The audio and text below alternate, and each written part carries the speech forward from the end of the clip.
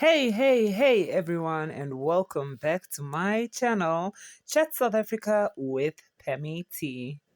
So, all our attention currently is on the Johannesburg CBD cleanup campaign, where we've seen the MMC shutting down shops, mostly managed and operated by non South Africans. So, these are stores that are mostly managed by Ethiopians, Somalians, and Pakistanis, with most of their store assistants being people from Malawi. So, these stores are being closed for non compliance and not having the correct documentation to be operating. So, it's not only the stores and the shops that were affected, but it was also the street vendors which are mostly Nigerians selling second-hand clothing along the street and the walkways. So from the shops and stores to the streets and walkways, as well as the buildings where some people have decided to reside at, these are the hijacked buildings. Braamfontein in downtown Johannesburg was busy with trucks loading the belongings of the moth building's residents. According to the city, the evacuation was to prevent what occurred in the Usindiso building when 73 people lost their lives after a fire broke out. The city acknowledged they owned the building, but they couldn't access it for years, leading to deplorable conditions. When we tried to gain access into the building for us to do the maintenance and manage the building, then our officials were not allowed to get inside until we approached the coast. Then it was when after the coast then granted us an order for us to access the building. But when we go to the building, we then identified that the building was beyond repair. There were illegal structures that were erected. There are illegal dumpings. There were water leaks everywhere. So with illegal structures, it's been reported that some of these buildings actually have shacks that have been built inside the actual flat. So that's an illegal structure within the building. So one thing I don't understand is that the same people are living inside the building, eating inside there, sleeping inside there, yet they are also dumping their waste there. It's also been reported that there are water leaks and also illegal electricity connections. So it's a lot. It's a lot. So we have asked that those that got information, they must assist us. They need to write, to make affidavits so that we take those affidavits to the police for us to prosecute all these criminals that they were extorting our people here. Residents argue otherwise.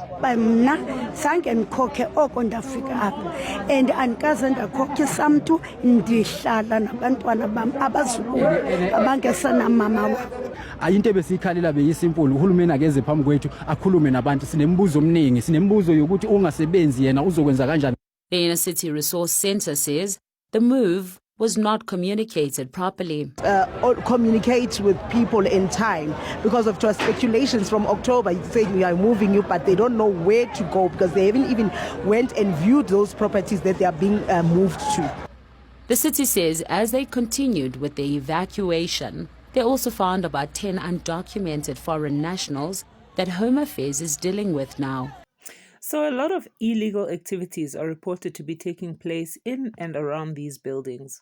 One case being that of a 13-year-old girl that had been missing and reported to have been seen. Of a report that they earlier received from parents of a 13-year-old girl who reported to one of the police stations that their daughter, who has been missing since October, was seen at this particular dilapidated building. And the reports that they gave to police was that she had been missing since October last year, and that they heard reports that she was seen loitering around this particular flat, and police then gathered the manpower and then commissioned this particular raid that we're seeing now. As you can see, we're just moving up and down inside this building.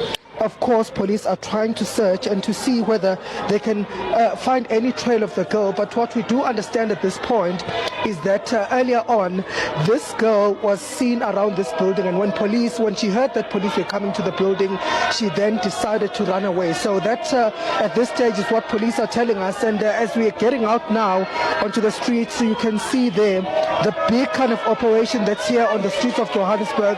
These are some of the residents of this particular flat that are demanding to go inside the flat. They want to go inside. They're saying that they've been raided for nothing. They're not responsible for whatever happened, and they're saying that for them, this is just where they stay. This is a place that they call home. They're saying that they have nowhere to go. But just to mention also that when police went inside here, they managed to confiscate a lot of drugs inside the building, as well as alcohol that they found inside this building. And what they're saying is that clearly this is one of the dens that are used by some people who commit criminal elements here in the Johannesburg CBD. And so what they're saying is that they'll be working here to ensure that they root out this sort of criminal elements that are inside for now, to try and see if they can really clean this place up. And here at the scene, he responded obviously just a few minutes after that raid started, and he said to us that they were working hard to try and clean up these buildings. He said that they have started a program to try and rehabilitate them and make them into safer places where people can stay. Now, as you can see, there are irate community members pointing at us as well, telling us to move away, and they're saying that they're going to go back inside that building. But for now, it seems as if the police have not been successful in trying to find that 13-year-old. But of course, what you do understand as well is that they're saying that the parents had not opened a case with police, and that's the reason why they had not launched a manhunt or not launched a search for her. So what they're saying now is that they've taken the parents to go to the police station to officially open a case, and they're hoping that they will find the little girl soon. They're saying that they've also involved social development to try and track down this 13-year-old girl. But as things stand, police are still inside this building, and they're saying that they're going to continue with the operation, and they say that they will continue with the search for this 13-year-old girl until they find her. And obviously what they're saying is that once she's found, she'll have to go through social services before they can even take her to her parents, or she can even talk to her parents. But as things stand, police are saying that they believe that this 13-year-old girl is still around this place. And what they're saying is that we're being asked now to move away from here, as police say now it's become a bit dangerous. They're saying that the residents inside here are now throwing stones and throwing objects to the crowd that is outside. There are two police here. So just to move away a bit for safety reasons. But as we see now, the police trying to take control of that particular situation to try and keep the order, as well as to try and maintain some sort of stability around this place. As you can see, that road closed. This particular stretch of road has been closed by police, as they have now cordoned off this area to try and search this area to look for this 13-year-old girl. But for now, I can say that certainly the police will continue with their work inside this building as we wait. But certainly they're saying that they're not going to let this particular search or this particular mission go until they locate this 13-year-old girl. So here we saw the Johannesburg Metro Police Department alongside eCity Power also joining forces in this cleanup campaign. They were assisting each other in cutting off all the illegal electricity connections that have been done at these hijacked buildings. So we saw Josie shutting down some shops for non-compliance because they didn't have the necessary paperwork and documentation to be operating.